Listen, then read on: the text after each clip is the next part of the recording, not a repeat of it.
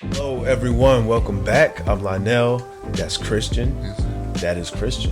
We have a special assignment, a necessary assignment, a requirement, I believe. Yeah. It is Beyonce. Brandon. Beyonce who?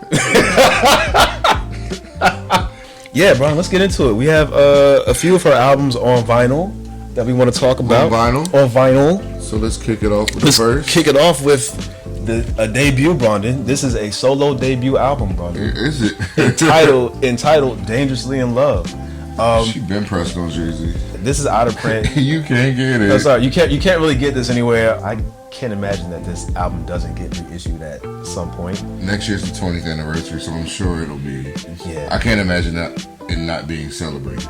So I don't know if this is considered the fan favorite. This is my favorite, and I know, one of the best parts about Beyonce, or growing up in the era where she is dominated, is really seeing how much she's grown. So you can say that she's become a better entertainer. She's become a better recording artist. Her albums have been a little bit more intentional in terms of like the concept. Mm-hmm. But this is still my default. Like, this is still my favorite Beyonce album.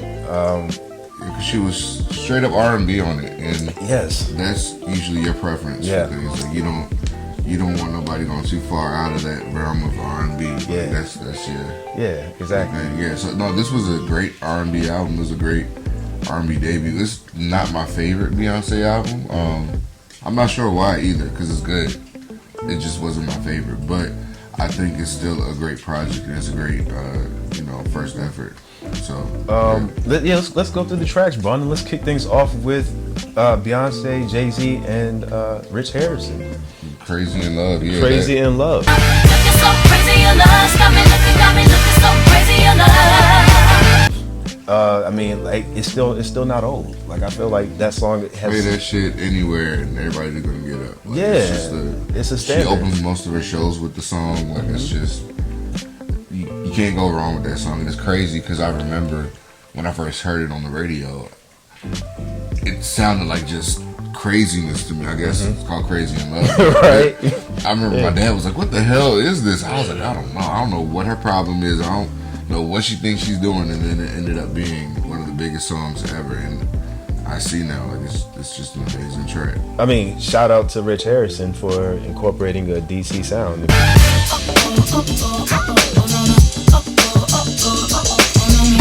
Incorporating go-go into sure. like one of her biggest songs, into her staple song. So then we move into track 2, Naughty Girl. Tonight, I'll be your naughty girl.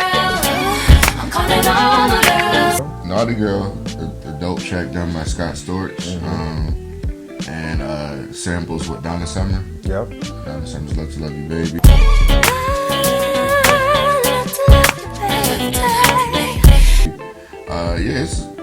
This is a song that goes one ear out of the other, but when it came out, it was a dope song. You know what I mean? Like, today, I don't know if it would stand. You know what? I like to see her perform it, though. She always performs it and does it well. Always incorporates like new choreography and rearranges it sometimes. So I can appreciate that about the song when she performs it. I think that's a lot of Beyonce's music. Sometimes we prefer to see it live than sometimes listen to it on the record. And it still sounds good on wax, but that's a great song. I'd rather see her perform live. And that's how I am for most of her albums, actually. And I like the fact that she seems to be one of those artists that thinks about the live performance as she's recording it, almost as if she's kind of planning to perform. Oh, for sure. Like, she plans on performing it in some capacity. So I do appreciate that from her. That's How You Like It. That's how you like it, huh? That's how you like it. That's how you like it. Well, I think I used to like this song when it first came out, but now I don't. It doesn't stand the test of time. So Yeah, it's one of those songs that it was made for 2003. Yeah, it worked back then. It won't work now. And keep in mind, if y'all don't know, or if you don't know, if you're familiar with the album and notice the track listing is different for the record than it is on the CD or digitally.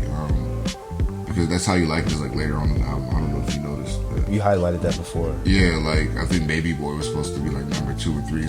I don't know why this version is like this. It's a promo version, actually. But yeah, so we're not going out of order. It's just the order of this record. Yeah, I could imagine someone like the Beehive trying to check us in the comments. Yeah. Like, but that wasn't track 3. It is. Yeah, on here it is. It's on side 1. Then we get to Baby Boy. Baby boy, you stay on my mind. Feel my fantasy. Come on, Feel my tell me how you fantasy. feel. Her dance hall reggae. Reggae was hot back then. Yeah.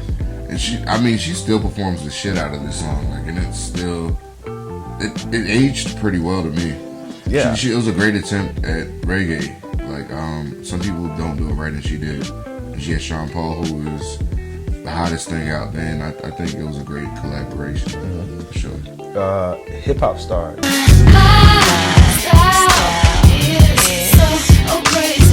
It sounds like an Outkast track. It does sound like an Outkast track, and it features Big Boy and Sleepy Brown. Then we get into my favorite part of the album. Ooh. All right, this is my favorite portion of the album. Be With You.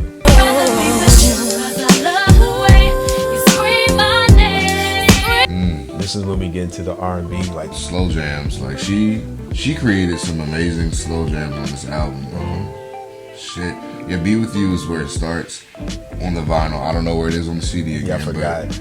Robert, let me see. You hold that for me, Robert? Let's go ahead and get the credits out. Get them credits out. Get the credits out.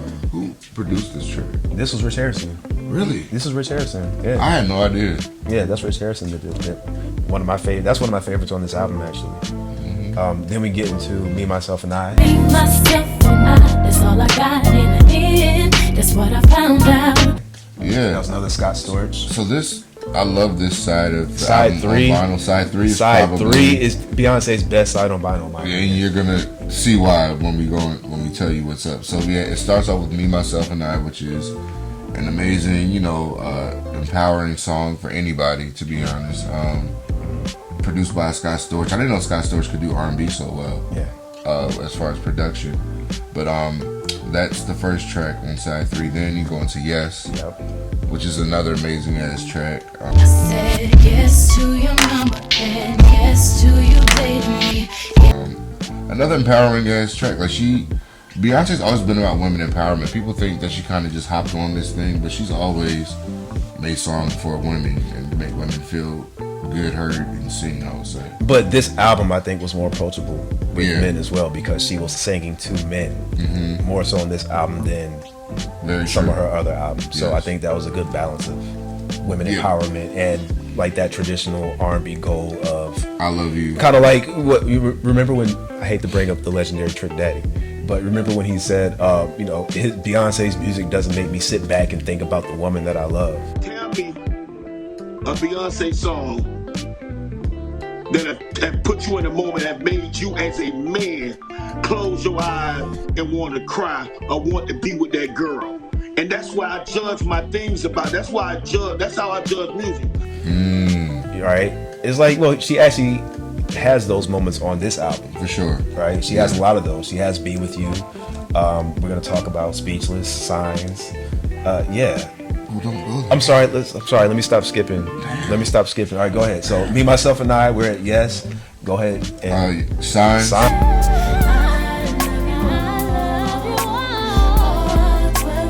Featuring Missy Elliott, produced by Missy as well. A dope ass song about zodiac signs. I feel like around this time, zodiac signs became really popular. They amongst were people. a big deal. At that And time. she hopped on that and did a great job with it with Missy. It's a great R&B track. She's yet to perform this one live too. I would love to see it. Brandon, if you had to pick one producer to work with Beyonce for a whole album, who would it be? Shit. If you pick just one, if you can just out of everyone she's worked with, if you can pick just one person to do one album. While you think about it, I'll go ahead and tell you, I've always been curious to hear what an album would sound like with just Missy and Beyonce. Yeah. Because I think Signs was a good song, but I feel like that may not even be the best that they can do together. Yeah, I mean, they had Confessions, Writings on the Wall. Yeah. I would say, I'm going to give you two. I'm sorry. Go ahead. Missy and Rich Harrison. Rich Harrison, that would be my I number would say two as those well. two. Yeah. But yeah, Missy and we'll talk about subtitled later. But apparently Missy had a lot of shit recorded for that. Oh, so I missed that. Okay. Yeah, but we'll talk about that. All right. And then we have Speechless. Got me speechless. Speechless is a dope track. She knows that's a dope track to perform. Yeah, Speechless is just leaves me speechless. And then you go to side 4, which is cool. You get The Closer I Get to You with Luther. Come a little closer so that we can see into the eyes of love. She had Luther Vandross on her debut album. That's a testament. That's a testament. The fact that he would even agree to do that song. He said in an interview she's one of the greatest singers he's ever worked with, which is an amazing compliment to get from Luther Vandross, who's worked with your Patties and Arethas and anybody else you could think of. The legend, man. Yeah, I love Luther. Then the recycled Dangerously in Love. Added an extra 2 keys to it or something like that. Yeah. Making love with you, you set me free.